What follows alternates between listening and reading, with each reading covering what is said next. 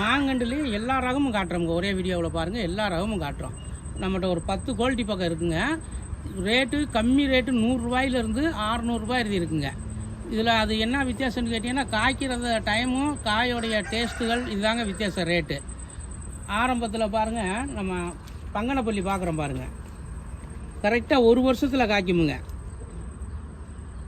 இதோடைய இயற்கையான வயசுங்க 15 வருஷத்து கண்டுங்க. 15 வருஷத்து கண்டுலேருந்து ஒட்டு போடுறதுங்க. இதை கரெக்டாக ஒரே வருஷமுங்க. இந்த வருஷம் நட்டு அடுத்த வருஷம் காய்.